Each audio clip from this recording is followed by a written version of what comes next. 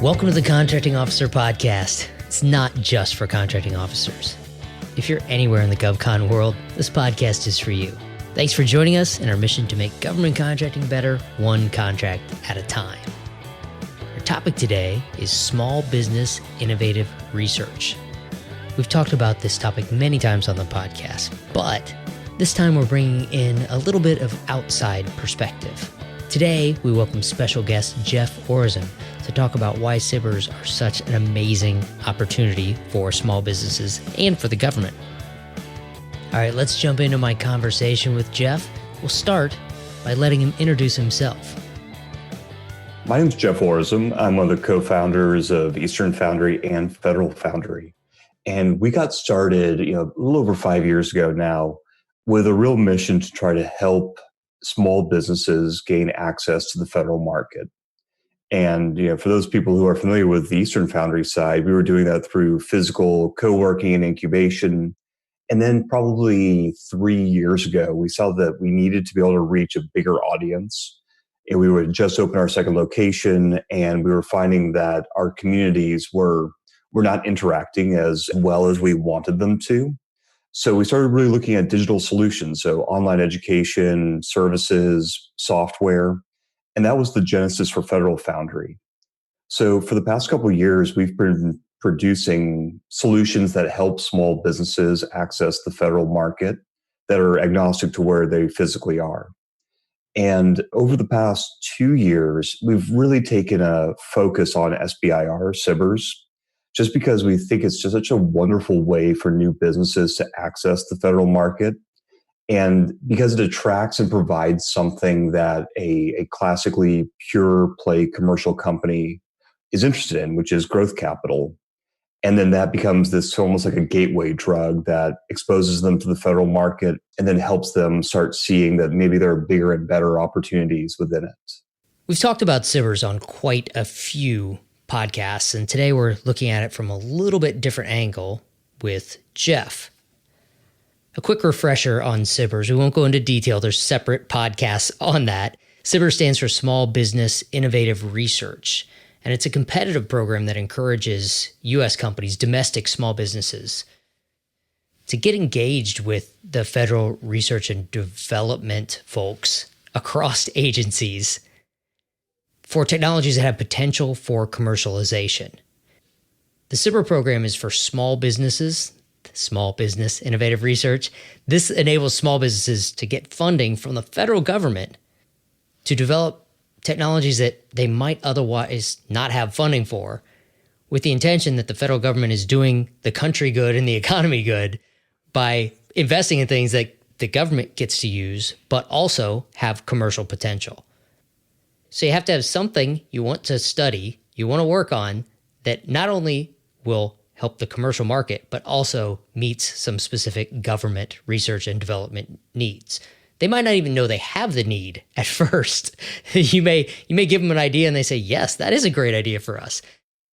So Geoff, tell me a little bit about why you think SBIRs are an important and I'll put words in your mouth, a healthy part of the GovCon ecosystem. Yeah, so I think that SBIRs play a really important role within the greater government contracting ecosystem. If we sort of take it as a given that the government doesn't make anything, they're not in the business of production. They're in the business of funding other people to produce for them. Right. Then it becomes a real kind of a self-fulfilling prophecy that the companies that are entrenched, the companies that understand the goals and the interests of the individual agencies are going to keep coming back and delivering. I think a nice analogy is the iPhone here. For longest time, all the iPhones had your standard headphone jack, that little round, kind of little 1 inch long thing. And if you'd ask any customer, hey, do you want headphones? Yes. Okay, we're just going to keep including a headphone jack. And it took someone like Apple coming along with the market power that they have to say, you know what, that's an antiquated thing. You no longer need the headphone jack. We're getting rid of it, and we're just going to assume that you're going to use these Bluetooth headphones that we're going to provide, right? Or any other Bluetooth. Unfortunately, for better or worse, government doesn't have a forcing function out there that's forcing them to get rid of that headphone jack. So the government's always going to say, my requirement is for something with a headphone jack. Exactly. Yeah. They're always going to keep, and the vendors are very happy to continue selling them headphone jacks. But, the reality is that may no longer be what they want. That may be what they want, but it isn't what they need. Right. And I think that SBIR does a great job of helping say, hey, the emperor has no clothes, or, hey, maybe you don't need that headphone jack, and here's an alternative way to provide that. And so, number one, from the government's perspective, it is a new channel to bring in vendors whose interests are fully or solely aligned to delivering a product, delivering a capability, rather than establishing themselves in the palm. These aren't people by and large who are trying to create programs of record that they're going to sit and live off of for decades. These are companies who are interested in coming in, solving a problem. And actually, this is a bit of a curse of the program as well, that it is people who have such discrete interests around solving a problem.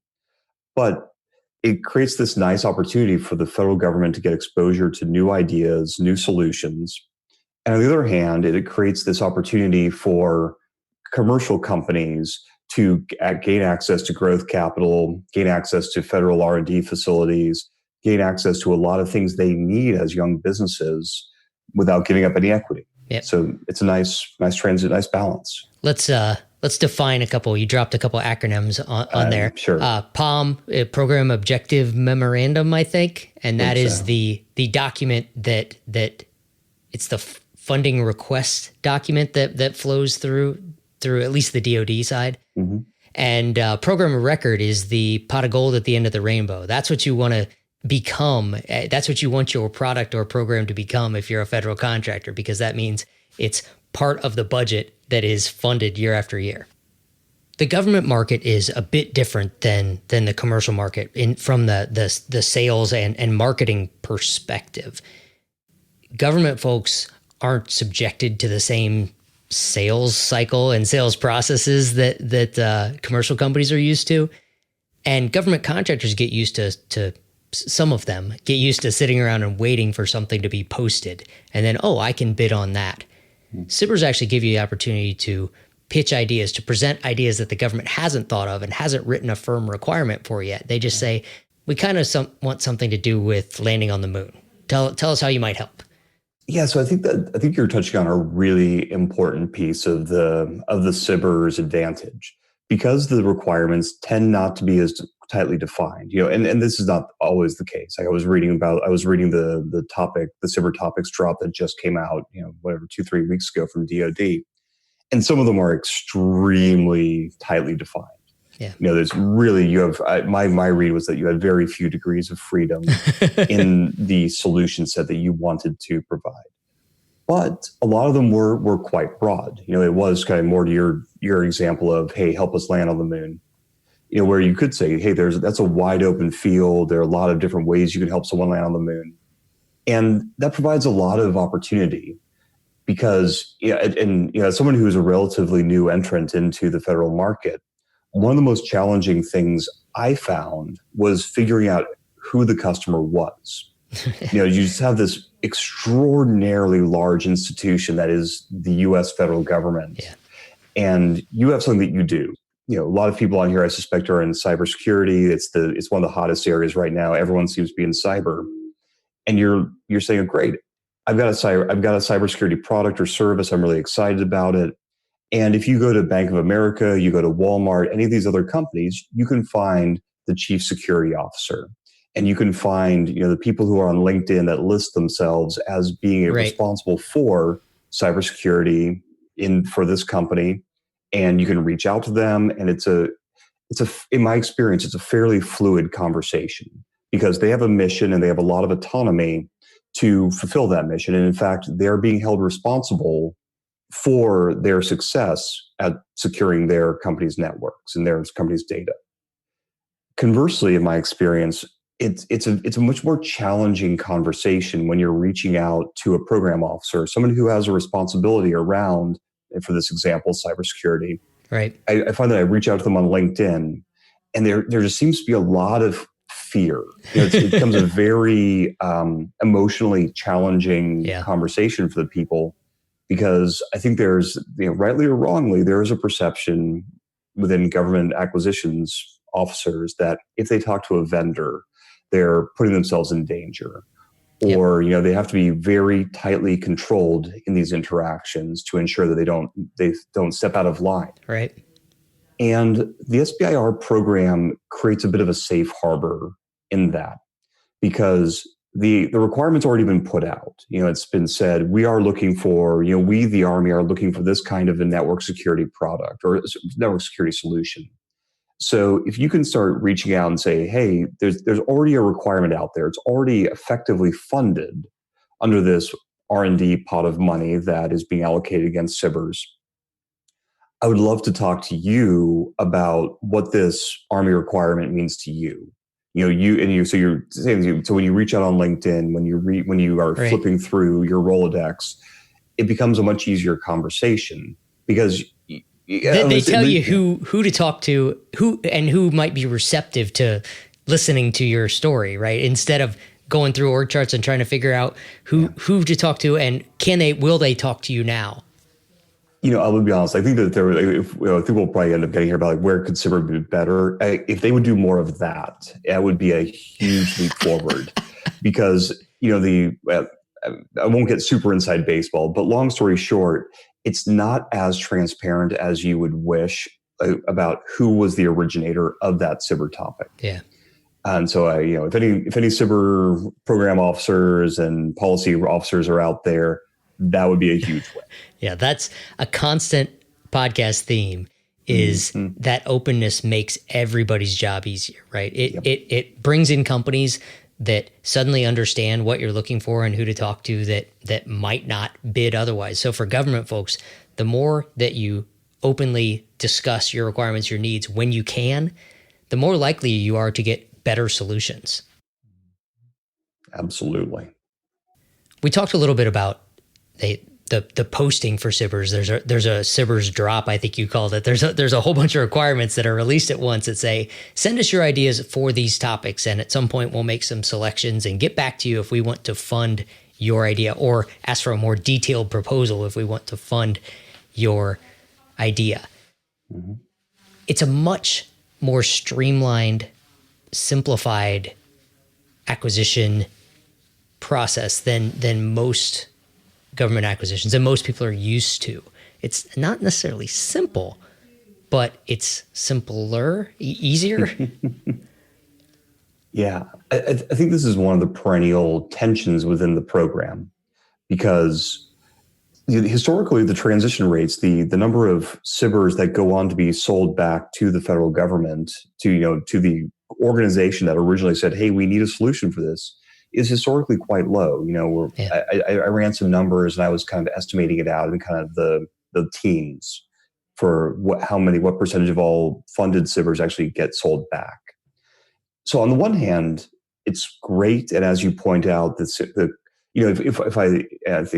this isn't anything new to anybody who's listening to your show, but the whole, much like selling to anybody else, to sell to the federal government like any other customer, you need somebody who has a need. They need to have money to pay you, and you need to have some sort of an agreement. Yeah. So basically, the SBIR takes care of that third piece. Yep. So the SBIR becomes the mechanism, the contractual mechanism that facilitates the transfer of money. But at the end of the day, you still need that customer with a need who has money and is going to go through who's going to walk down that path with you. Yep. We call that, on the podcast, we call that the three deciders. There's a user, the mission need, there's the economic decider that has the money, and then there's a contracting officer that controls the agreement that you're talking about, right? So what happens with SBIRs is there's a SBIR program team that has money to do the initial research. So they have a need, which is ideas, they have some money, and there's a contracts person involved that will make the agreement happen. In order to actually transition that whatever you worked on in your R&D into the government and become a government program, that's a different set of people. And that's something that if you're incredibly successful with what you're working on, doesn't necessarily mean it's going to go anywhere within the government. There's a whole different skill set required to take that program and transition it. And sometimes it becomes a commercial success. The government has helped fund something that carries on because a lot of companies that work SBIRs know how to do that. They don't necessarily know how to get it to that next phase on the government side. And that is probably about 10 other podcasts worth of talking right there. But I think that's a big part of the problem that you just mentioned with the low success rate for tech transition within the government is that it's a different set of people. The SBIR's office doesn't take it. The way it works actually to go from phase 1 to phase 2 is the same people that you've been dealing with. A phase 3 SBIR requires another funding source, an outside user, an organization that says, I want that and I want to bring it in to my group. And that's where things get off the rails. Yeah, it's interesting. So I'm most familiar with the DoD side, and you see this. So the actual mechanism where this is happening is that units around it's for Army, for sake of argument, are originating these needs. Hey, I need a network security solution. Hey, I need a blood transfusion solution. All these things, and those are all end up getting funneled to Army Research Lab. And Army Research Lab, that is the one that's packaging those needs into SBIR statements, into these topics, and then funding them. So reversing the polarity and unwinding that at the end to be able to say, hey, we successfully built you your transfusion solution. Who was it that originally asked for that? To your point, is a totally different group of people. One thing I really like about what the Air Force is doing through their AFWERX dual purpose SBIRs is that they're making that linkage much earlier. So while you're in your phase 2, while you're still doing that development side of your SBIR, they force you, before you make it to phase 2, you have to have found a government customer, an Air Force customer specifically, who is going to, number one, help you do your work in your phase 2 and inform your development and be that customer to, bat iterations and versions with, but also set them up to be that customer to have a higher phase 3 transition rate. Yep. So just shout out to that program for identifying a gap in their program and starting to create some solutions. Yeah, I think that's a great example. A recent development is that there's a stand-up every department within the Department of Defense and across the DoD. They're standing up separate offices, innovation offices like DIU, AFWERX. Naval X. Yeah, Naval X. Ensign, yeah. On the surface, it sounds like, isn't that what SBIR's doing, right? When the SBIR's process seems like it's too slow, they've said, oh, we have to have something faster, so we're going to have pitch days and do all these different things to speed up the process. The SBIR's process used to be the fast process compared to the usual Air Force or Army or Navy R&D process, right? So now they're trying to get even faster. And in the last year, they've actually pulled some money out of the SBIR budget to fund it through these separate offices. So it's really good to hear that there's organizations that are working on making those connections, because the way the SBIR program continues to receive funding and support from the upper levels of the government is they get a return for their investment. They're not just, it's great to fund the economy and help the commercial economy and help small companies grow, but much better if the government gets a return on that investment themselves. Yep, absolutely. All right, let's talk about the most important, the best part of SBIRs and why commercial companies would want to contract with the government and get funding from the government to do research and development. And that best part is, unlike usual government development programs, you get to keep your intellectual property. Usually, if the government pays for the development, they get the rights. Now, that usually statement's really broad. There's lots of nuances there, so don't hit me up with 1,000 emails telling me how that's totally wrong. But in most cases, government pays, government owns. SBIRs comes in with the understanding that you're going to do this. The government's going to get an unlimited license to use that for their purposes only, but you own it to do whatever you want to with in the future. Yeah, it's so funny to hear the way that you're framing that this is a really amazing. The best part of the SBIR program is that you retain your IP, And then when I talk to my friends who come from a pure, angel VC backed, kind of your traditional Silicon Valley startup mindset, that the IP question, that they might lose ownership at all, like that would even be a question, is just bewildering to them. Because they're coming from a place where they say, yeah, okay, a VC gives me money, I give them equity, of course I keep the IP. Or, it's table stakes is that you would keep your IP, and they would be quite an unusual exception if the VC were to be able to stake a claim against that IP. Yep. And then I come over in the other half of my life, where I'm much more on the government and working in the government market. And you're right. The baseline assumption is the opposite, that if the VC, the investor being the government in this case, gives you money, well, of course they own the IP. That's why they're paying you, is to develop the IP.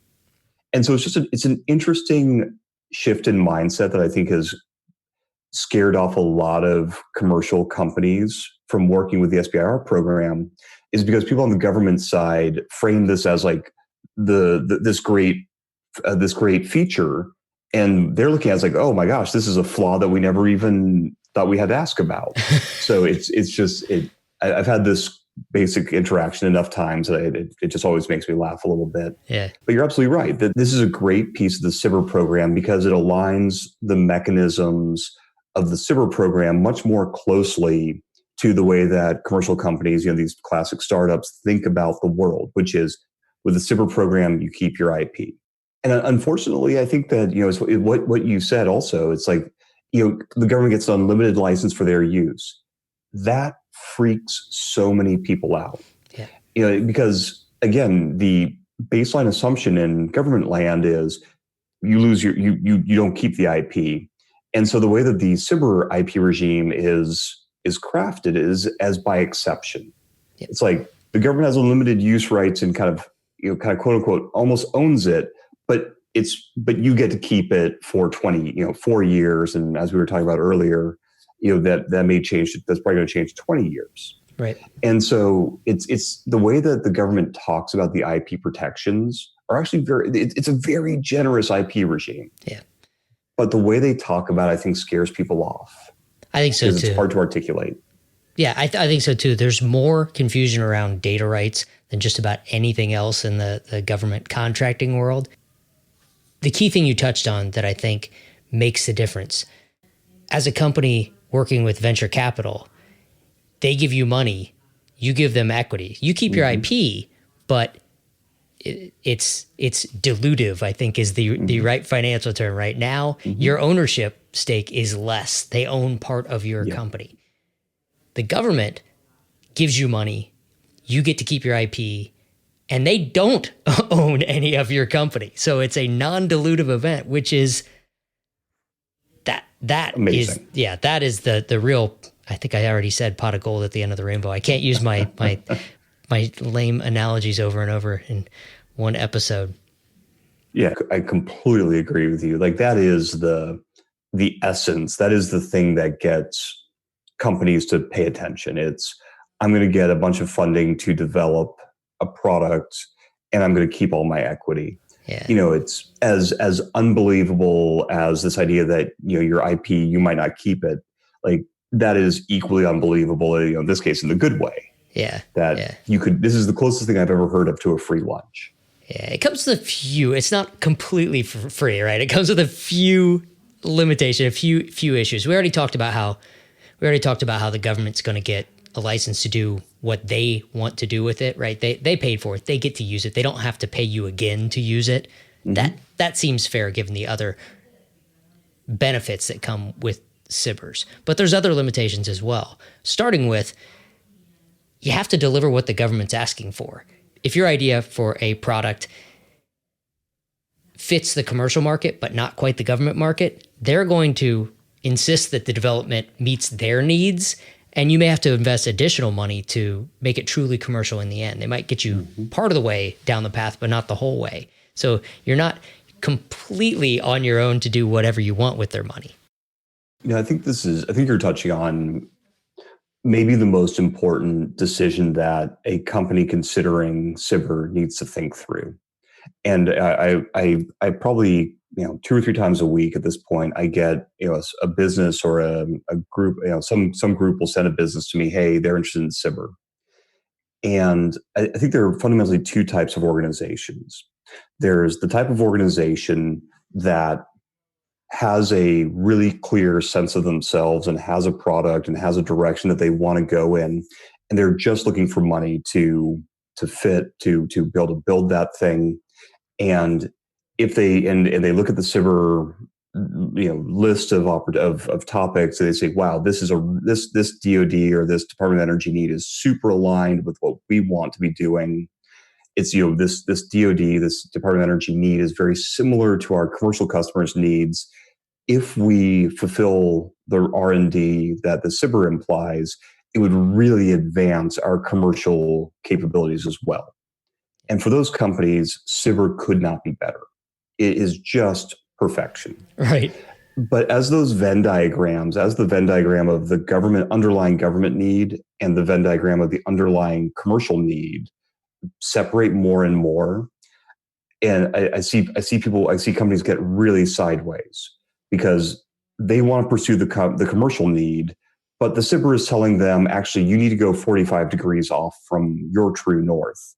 And now they're in this weird situation where they're trying to, accomplish both sides of the development. And do they have enough money to do both sides of the development? Because Right. to your point, the government's going to come back a year later and be like, where's my widget? Where's my answer? Yeah. And you can't say, oh no, we decided your need wasn't interesting. We put all the money into our commercial side. That's not a good outcome. Right. But at the same time, I've seen a lot of companies go the opposite direction, which is, they wanted to serve a commercial need and they saw this money and they thought it was going to be free money to develop their company. And it is, but it took them off in a weird direction. Yeah. And now all of a sudden they're a company that does, network safety and security for their commercial companies. And they're, they're a bandwidth management solution for the government. And fair enough there, if you squint really hard, you can see the connections between the two sides. Yeah. But the one is not additive. The one is not really substantively enhancing the other. And for those companies, as much as everyone loves free money and, it allows you to hire on more developers, it's just not worth it. Yeah. Yeah. I'm with you there. We talked a little earlier about how the government has shifted to some of these pitch days, and they have new organizations to do things a little bit differently using other transaction authorities.